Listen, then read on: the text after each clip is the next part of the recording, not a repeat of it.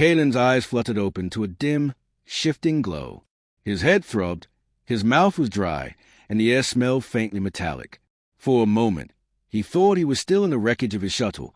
The last thing he remembered was the screaming alarms, the jolt of impact, and the searing heat of re-entry. But this wasn't twisted metal or scorched panels. He lay on a bed of something soft yet firm, like woven moss. The ceiling above was smooth and faintly translucent, light pulsing through it like the skin of some massive bioluminescent creature. And then he noticed her.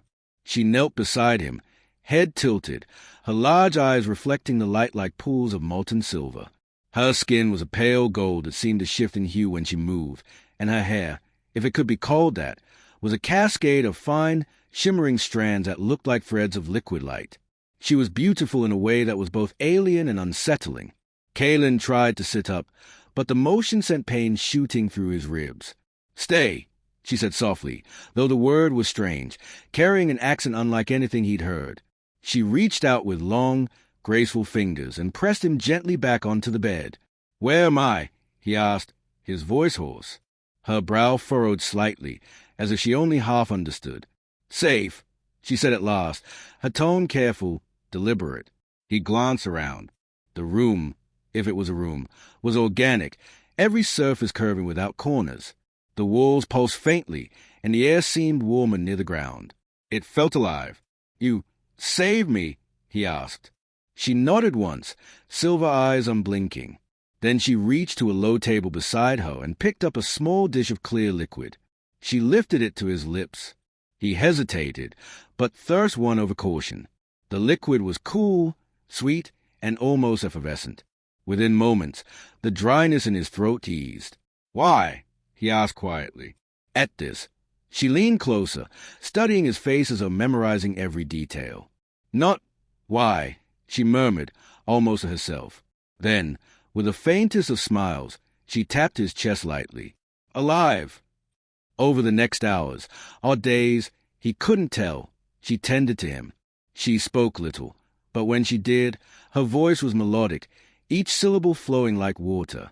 Sometimes she would simply sit beside him, watching him with an intensity that was both curious and protective. Kalen noticed that she would occasionally touch the air just above his skin, her fingertips tracing invisible lines, as if mapping something only she could see. "What are you doing?"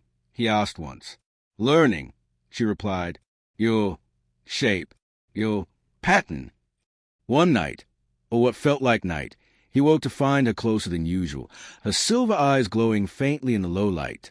She reached out, brushing her fingertips across his temple. Images flickered in his mind, too quick to grasp fully, but enough to leave him breathless. A sky of swirling blue fire, towers grown from living crystal. Her, standing alone on a shore of black glass, watching something vanish into the horizon. He gasped, and she pulled her hand back. "You saw," she said softly. "That was your memory." She nodded. "I show you, so you know I am not your enemy." Gradually, Kalen's strength returned. He learned her name, Lyrie, and she began to understand more of his words.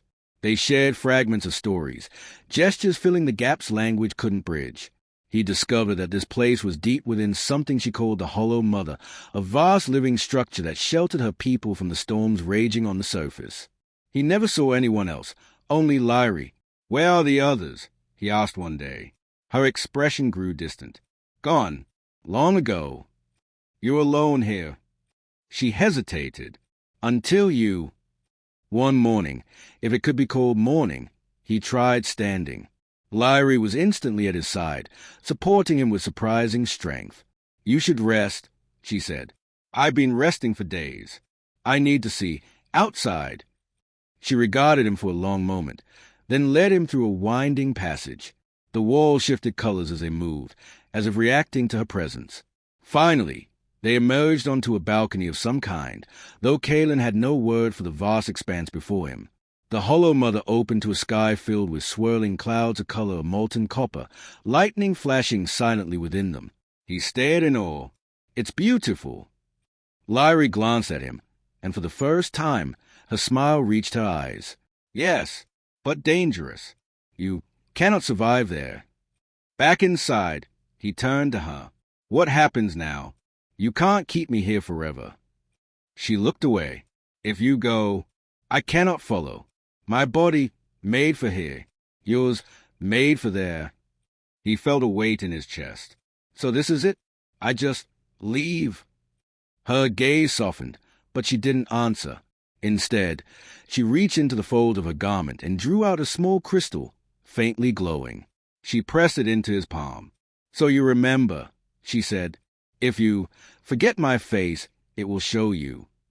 When the rescue team finally found him, guided by faint distress signals from his shuttle's wreckage, Kalen stood at the edge of the Hollow Mother's entrance. Lyrie was beside him, the wind from the outside world tugging at her shimmering hair. Neither spoke. Words felt too small. As they led him away, Kalen looked back one last time.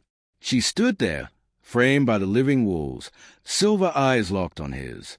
And in his hand, the crystal pulsed once, as if echoing her heartbeat.